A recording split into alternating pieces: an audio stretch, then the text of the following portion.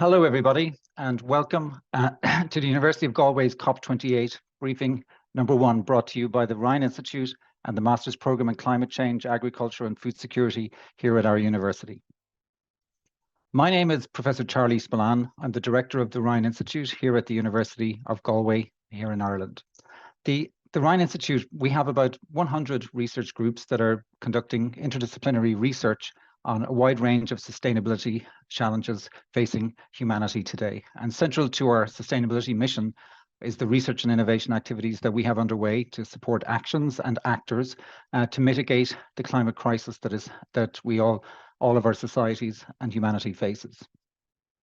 We also run a master's program in climate change, agriculture and food security that we established back in 2014 with the consultative group in international agricultural research in partnership with the CGIAR, and also where we connect to a wide range of UN agencies, international development NGOs and national NGOs and partners around the world.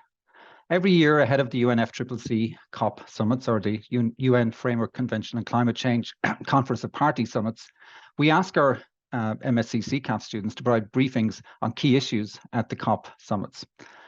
And so our students, they've been working diligently over the past months and weeks to research the pressing climate policy and climate implementation issues that are facing all of the countries that are engaged in the UNFCCC process, which is all of the countries globally. This year, for COP28, we're providing 3 briefings, today, Friday, next Tuesday, and the following Friday, all at the same time at 1500 Greenwich Mean Time. We'll also be connecting from COP28, so many of our faculty from the university will be attending COP28 in Dubai, and we will be connecting from the floor in Dubai and also bringing in invited guests to give their commentary on how they feel the COP28 negotiations are going. So what about COP28 itself? So it's 2023. I think we need to reflect on the fact that it's over 30 years since the UN Framework Convention on Climate Change came into force at the Rio Earth Summit in 1992. Those negotiations that have been underway in the UNFCCC over the successive COPs, they've all pointed towards the need and the imperative to reduce greenhouse gas emissions. But the reality is that our planet has already warmed by more than 1 degree Celsius since pre-industrial times. And this point was made by Jim Skee, chair of the IPCC, at the opening of COP28 yesterday. So despite the rhetoric, the plans and the pledges, the emissions continue to rise. The reality is global greenhouse gas emissions rose by 1.2% from 2021 to 2022. And the net effect of that is that the multiple impacts of climate change are already being felt in all countries and societies around the world. The WMO, or World Meteorological Organization's State of the Climate Report, which just came out, indicates that 2023 will be the hottest year ever recorded. So as our planet warms due to greenhouse gas emissions, the severity and the frequency of adverse weather events is generating increasing risks and diverse negative impacts on humanity, livelihoods, economies, and environment. Each year, we're receiving alarming reports ahead of the UNFCCC COPs from the IPCC, from UNEP, from International Energy Agency, World Meteorological Organization, FAO, and many other bodies. If we just focus on one of those reports, the UNEP Emissions Gap Report, the latest indications are that the world faces 2.5 degrees to 2.9 degrees temperature rise this century. And that the worrying and rather alarming reality is that the chances of limiting warming to 1.5 degrees now is only about 14% chance. The UN Secretary General Antonio Guterres has indicated that the emissions gap is more like an emissions canyon.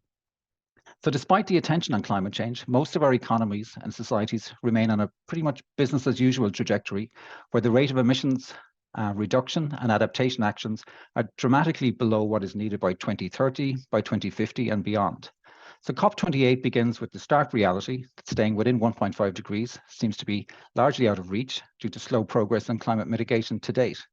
The unprecedented systems transitions for emissions reductions across all economies and sectors that were indicated in the IPCC's 1.5 degree report have not really happened and are not happening at the scale and the speed necessary to reduce emissions to a level to stay within 1.5 degrees or even 2 degrees warming by end of century.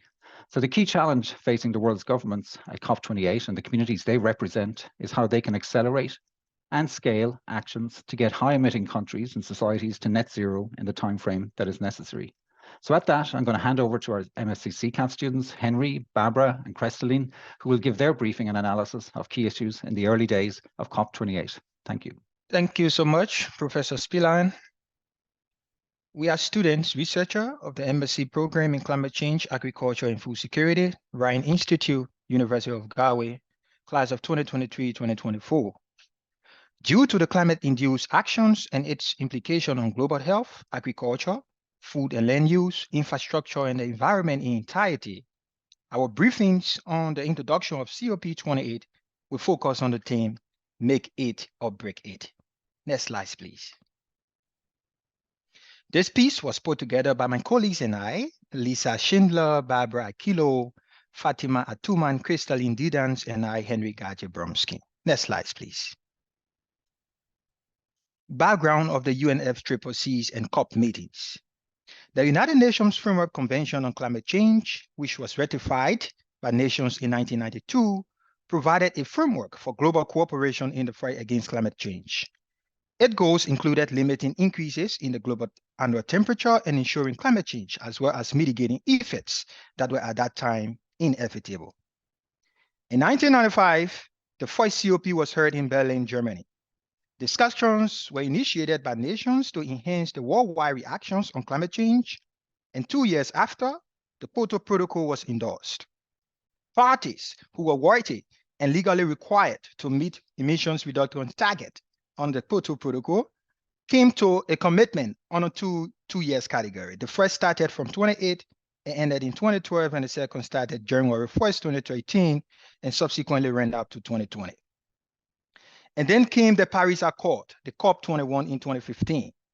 It brought the ambitious shift in the agreement by reducing the global warming target by 1.2 degrees Celsius, emphasized the need for additional funding for climate crisis, increased transparency in measuring and reporting of greenhouse gas emissions, capacity building support, and progress that nations are making by their agreed intended nationally determined contributions, which are to be reviewed by experts third party to ensure credibility.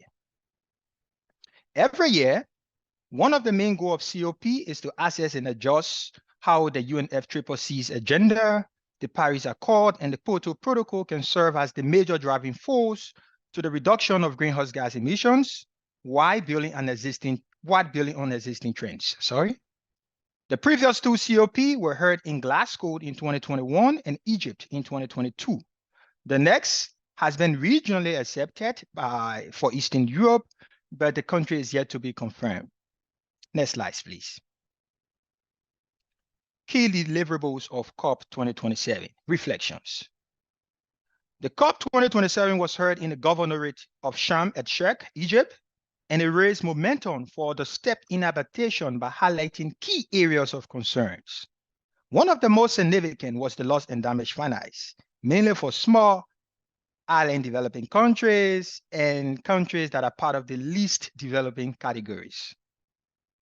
Some of these key issues that were highlighted addresses the adaptation gap and strengthening resilience. Basically, this talk about enhancing adaptation and resilience serving as an essential component of the implementation of sustainable development pathways in a way that increases the contribution of non-party stakeholders with the objective to redress loss and damage via fair, comprehensive, and cooperative efforts. Another issue flagged that was discussed was increasing finance for climate action. This talk about promoting the proliferations of financial mobilization and the reform of financial systems to facilitate climate-aligned transitions, including creative, ethically executed initiatives that take advantage of opportunities like carbon markets and the debt management. Accelerating actions, that is the reduction of the 1.5 degrees Celsius was also high. Monitoring and reporting on results, creating best practices, and gradually reviving volunteer activities for economic regulations. Measures are taken based on the credibility gap and the yield to increase on accountability going forward. The issue of building trust was also highly discussed, as it talked mainly about how countries that are committed to financial obligations can live up to some fund transitions in order to help reduce the greenhouse gas emissions target. Next slide, please. This brings us to the overview of the training COP, which places the world at a time to rethink, reboot, and refocus on how actions can be accelerated to reach global reduction target by 1.5 degrees Celsius from the Paris Agreement. The one of the COP shows a lot of prospects. This year, it is in the United Arab Emirates. It started on yesterday, and the 30th of November, it continued up to December 12, 2023. The president of this year's summit is Dr. Sultan Ahmed Al-Jabai. He is the special convoy on climate change and the Minister of Industry and Advanced Technology of the UAE. It brings together approximately around 70,000 attendees coming from government ministries, policy entities, faith-based organizations, women and youth groups, etc. Next slide, please. The insight of the opening program of COP28, day one of COP28. This started on a strong pace as it displays good speeches and initial commitments from developed countries. The president of COP28, Dr. Jabai, talked about the change of mindset, the ambitious global stocktake, expressing how the world should never lose sight of the 1.5 degrees Celsius. And what is so industrious about that is that it coincided with the statement from the IPCC chairperson, who said, "Science by itself is no substitute for action."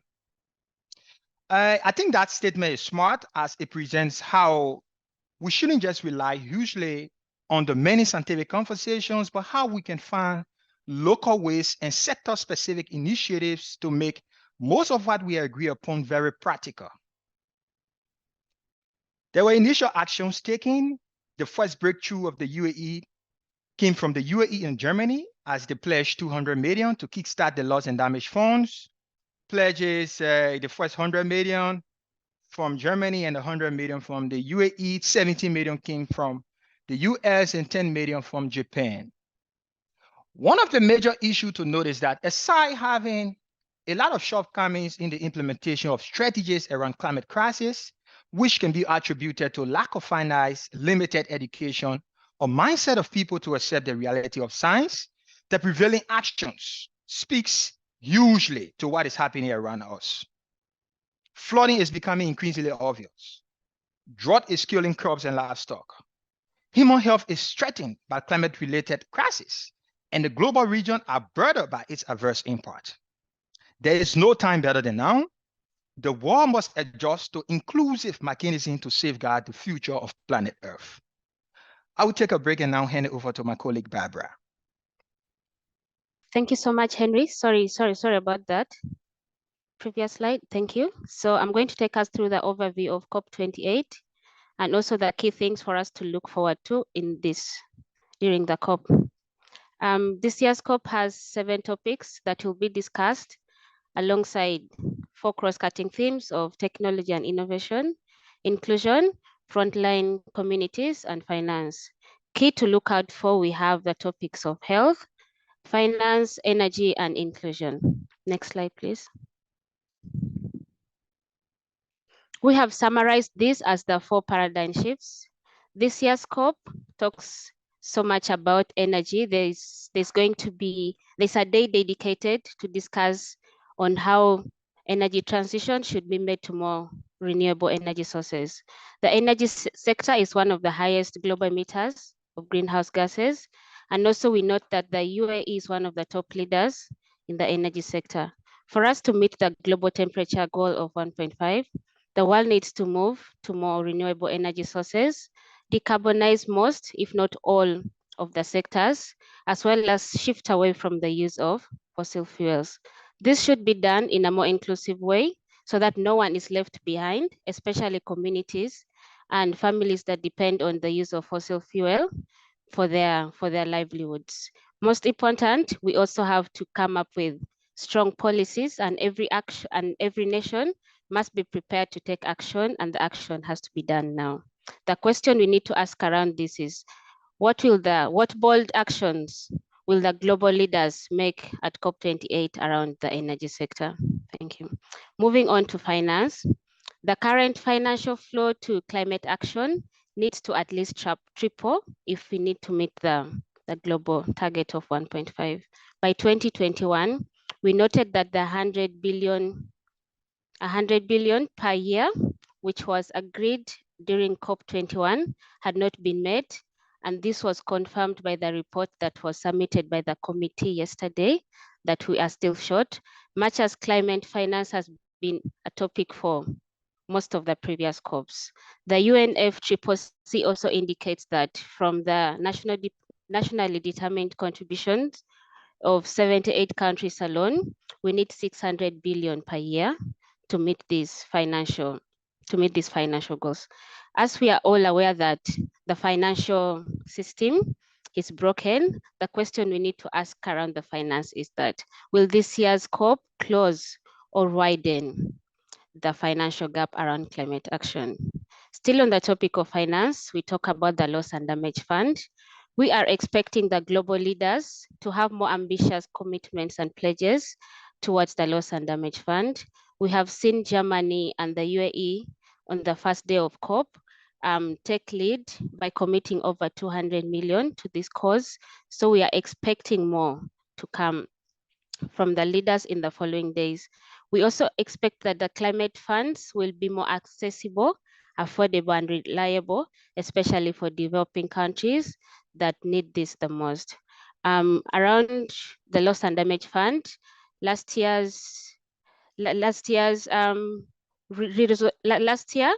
we still have questions around this, including access to the loss and damage funds, and then who should pay into the fund, who should host the fund, and at what scale of damage does the country qualify to get the loss and damage fund. Also, we need to ask that what criteria will they use what will they put in place to make sure that this is transparent enough for these communities? Thank you. And then the third thing that we are going to, that we should expect during this year's COP is the topic of health, putting people at the heart of climate action. We are all aware that climate change is already having significant impact on human health all over the world through the air pollution, the water we drink, and the places that we all live in. And this has become more evident, especially people that are affected by conflicts. This year's COP has allocated an entire day of discussion to initiatives that are aimed at protecting lives and livelihoods and supporting communities to become more resilient and stable, especially in the face of climate change. The agenda will include health, relief, recovery, and peace, having special attention to those that are affected by conflict, to find solutions, how they can mitigate and adapt still in the face of conflicts. Also important to notice that this year's COP is stated to be the most inclusive COP ever. And we have seen that we have more young people attending this year's COP, and the youth has been leading demand for urgent climate action for the past few years. And we expect that this year's COP will have more platforms for the voices of young people to be heard. Also, in addition, their voices should be integrated into climate decision making. Next slide, please. Important for us to note that this year's COP will unpack the global stocktake, which was agreed during the COP of Paris, COP21. So this year, we are going to have the conclusion on this report, which was released in 2021. This report states that we are already far off track from achieving the goal of holding temperatures to 1.5 degrees Celsius or below 2 degrees Celsius. The key findings from this is that we have to update the NDCs so that we can have these cut the global emissions by at least 46%, as the current NDCs only reduces emissions by 2%. This should happen in the areas of energy and then transport, industries, and buildings. Also on the adaptation, loss, and damage, we need to increase adaptation actions and also address the loss and damage, including having better policies put in place. This should be done by having local people put at the heart of the context, and then also their priorities and needs. And then the third thing that this highlights is the means of implementation that looks into increase in the finance and having more greener technologies, as well as building capacities of the people through climate education. Next slide, please. What next after the global stocktake?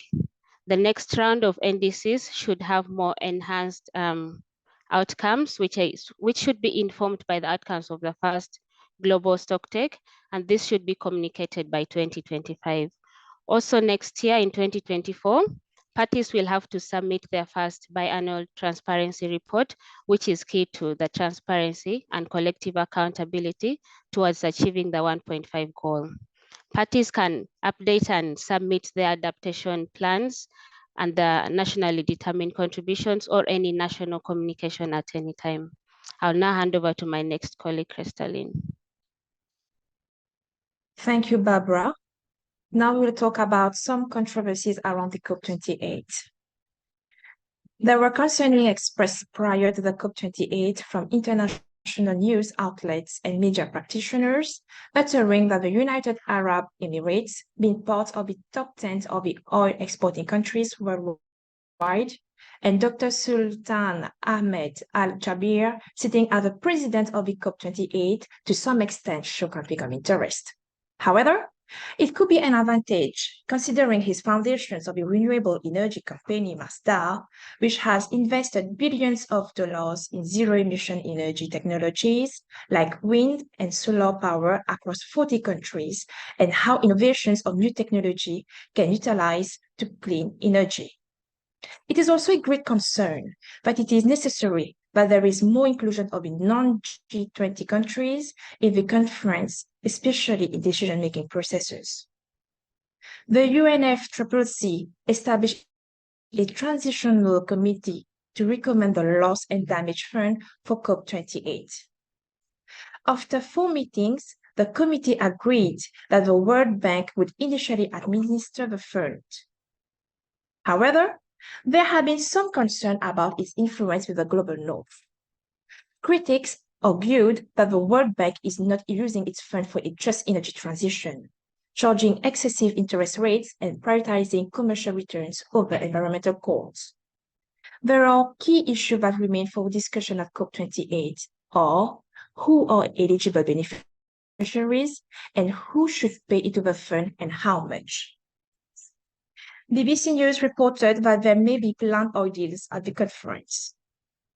The COP28 is stated to be the most accessible and inclusive conference, but the costs of attendance are high, there are strict laws and policies, there are risks for the LGBT+, and also human rights, for example, the gender equality, there are some concerns. Next slide, please.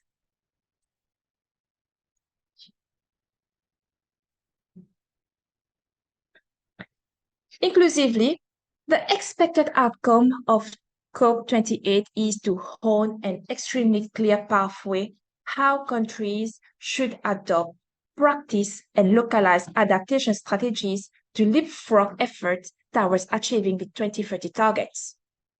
There should be adoption of a strong frameworks for the global goal in adaptation by all parties that will enhance the world adaptive capacity, strengthening resilience and reducing vulnerability to climate change, and to pursue efforts to reduce the global warming to 1.5 degrees Celsius.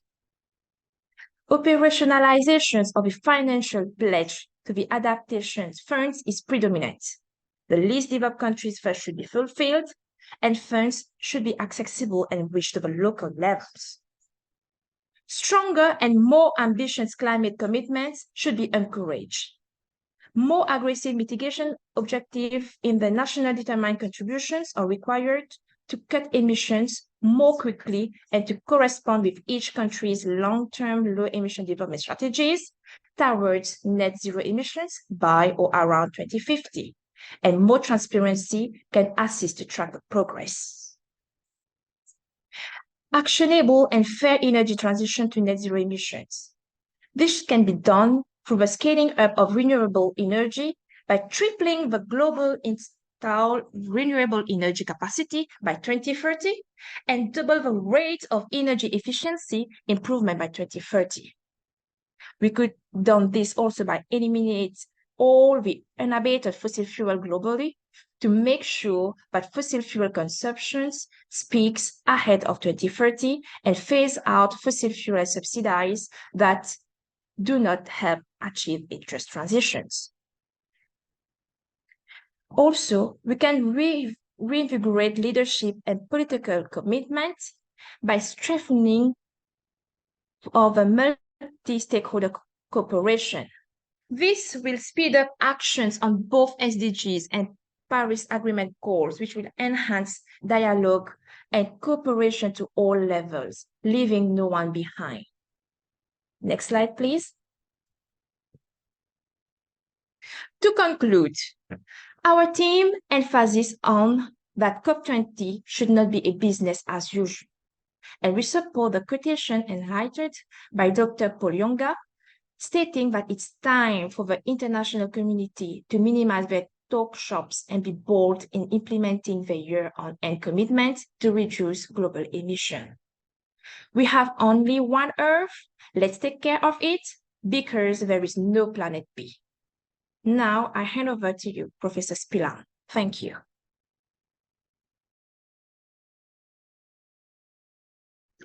Thanks to Crystalline, Barbara, and Henry, and indeed all of your team for your excellent synthesis and analysis of some of the key issues in these early days of COP28. It's really great that we have young people from around the world from our class who are focused on these issues and engaging in the issues that are under discussion at COP28. Indeed, for like anybody who's following COP28 and indeed the responses of our governments and other entities to the climate crisis, it's really important to distinguish rhetoric and plans from actions and impacts. They're two different things. While it's vitally important to reducing global emissions and strengthening resilience, that each country is developing their national plan for climate mitigation adaptation in the form of the nationally determined contributions. That's really important. However, it's really important also for everyone to realize that the NDCs are plans and only will generate impact if they're implemented. Many of the NDCs that are conditional on climate financing being found to implement them, and that climate financing may come from domestic sources or it may come from international sources. The Paris Agreement's so-called ratchet mechanism also requires that as countries renew their NDCs, they should display greater ambition with each successive revision and update of their NDCs. And it remains to be seen whether that ambition and ratcheting up of ambition is happening. And it's something that is worth, I suppose, keeping an eye on within the COP28 process. How quickly fossil fuels such as coal, gas, and oil can be phased out by a global shift to renewable energy and demand reduction is the really big elephant in the room at COP28 and indeed in the UNFCCC process at large. Most of the world's oil, gas, and coal need to remain completely unused, like unburned essentially, to 2050 if we're to stay within the target of 2 degrees. And there are clear disagreements between countries whether to phase out or to phase down fossil fuels. And that's a real flashpoint and issue of debate, and one to keep an eye on in relation to COP28 and the process itself. It's also very unclear whether abatement approaches such as carbon capture and storage can be massively scaled in the time frame that is necessary to stay within 2 degrees. In terms of negative emissions technologies that can pull carbon dioxide from the air, there are only about 25 bioenergy and carbon capture and storage, or BECCS plants, in existence today. Yet many of the mitigation pathways to net zero are modeled on the future existence of BECCS plants on a very large scale. So there's a reliance on future technologies that have not yet been, that don't have a readiness essentially at scale at this point. Yet the IPCC's sixth assessment report has indicated that global emissions must peak by 2025, by 2 years' time, with deep reductions thereafter. And they highlight that staying within 1.5 degrees is becoming increasingly out of reach. So there is some disconnect in relation to the aspirations to phase down rather than phase out fossil fuels that is really at the heart of the negotiations at COP28. The urgency to reduce the emissions, it exists side by side with the reality that those who are most vulnerable to climate change have contributed least to the emissions that are generating the problem. There are deep climate questions overshadowing the COP28 negotiations regarding how to increase the climate resilience of the most vulnerable in our societies, and indeed what climate legacy current generations are passing on for future generations for the next hundreds of years. It's important that our political leaders consider that they have the room to maneuver, to develop and implement policies to rapidly decarbonize our economies and societies in a manner that is just and fair. The decisions being made at COP28 will have knock-on effects that will be felt most acutely by our children's grandchildren. The political leadership and courage that is based on long-term thinking combined with principles of social inclusion and justice are really urgent and necessary in relation to climate change actions. Our next briefing will be on Tuesday, next Tuesday at 1500 Greenwich Mean Time, same time as today, which is about midway through the COP28 negotiations. We'll have another cohort of our students providing the briefing next Tuesday, and some of our faculty who are attending COP28 from the University of Galway will also be connecting in to give their reflections, and we will also be inviting guests who are on the floor at COP28. So we'd really like to thank all of our students and our audience today. And we would really encourage everybody to disseminate the Zoom links for our next two briefings as widely as possible. And this current briefing will be archived on the Rhine Institute YouTube channel for dissemination to anybody who finds the briefing useful. So we look forward to seeing you all again next Tuesday at the same time. And thank you, and see you next Tuesday.